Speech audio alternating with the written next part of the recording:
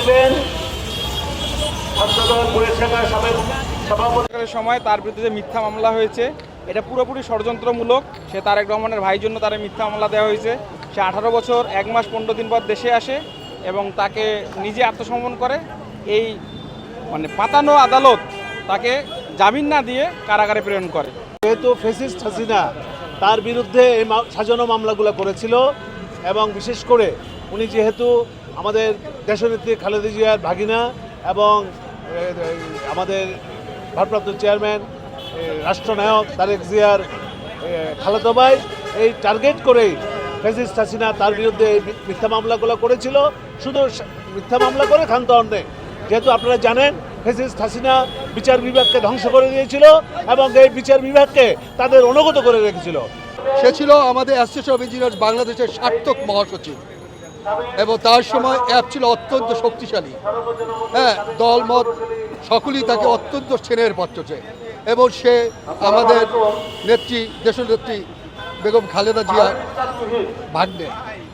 এই তার শুধু এই একটা দোষের কারণেই এটাকে তারা দোষ মনে করে ফ্যাসিস্ট সরকার, এবং তারা এই জন্যই তার সুনামকে নষ্ট করার জন্য বিনষ্ট করার জন্য মিথ্যাভাবে তাকে এই সমস্ত ষড়যন্ত্রমূলক মামলায় তাকে জড়িত করেছে, যার সাথে তার মতো একজন পরিচ্ছন্ন লোকে আদৌ কোনো রকমের কোনো সংস্পর্শ নেই।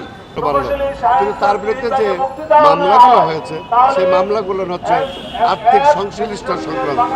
একটা হচ্ছে যে কর ফাঁকি দিয়েছে, তো সে যদি কর ফাঁকি দেয় কর অ্যানালাইসিসে ভুল হতে পারে, অতিরিক্ত টাকা সে জমা দেবে, তাই বলে তার জেল হওয়ার কথা না। আসলে বিচারপতি খায়রুল হক বিচার ব্যবস্থার যে ধ্বংস শুরু করেছিল তার ধারাবাহিকতায় 111-এর সেই ক্যাঙ্গারু কোর্ট তার এই রায়টা দিয়েছিল। 5ই আগস্টের পর যে প্রেক্ষাপট পরিবর্তন হয়েছে, আমাদের বিশ্বাস ছিল যে সেই অন্যায় মামলাগুলো এই সরকার প্রত্যাহার করে নেবে। অত্যন্ত দুঃখের বিষয়, মামলাগুলো প্রত্যাহার করা হয় নাই এবং আইনের প্রতি শ্রদ্ধা জানিয়ে উনি কোর্টে হাজির হলেও ওনাকে জামিন দেওয়া হয়নি। উনি আইনের প্রতি শ্রদ্ধা রেখেছেন, তাই গতকাল কোর্টে দাঁড়িয়েছেন।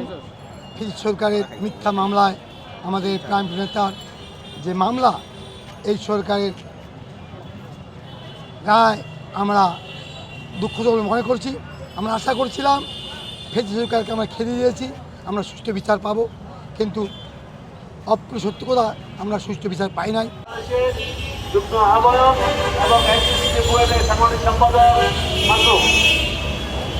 বিসমিল্লাহির রহমানির রহিম মহাসচিব এবং বর্তমান বিএনপির কেন্দ্রীয় কমিটির সদস্য অত্যন্ত সজ্জন বন্ধুকামক ব্যক্তি, আনপ্যারালাল বাংলাদেশ। আমি মনে করি বিএনপিতে তার মতো সচ্ছল একজন ভদ্র মানুষ বাংলাদেশে নেই। তাকে এই ফেসিবাদ হাসিনা বেআইনি ভাবে মিথ্যা মামলা দিয়ে এতদিন কষ্ট দিয়েছে। 18 বছর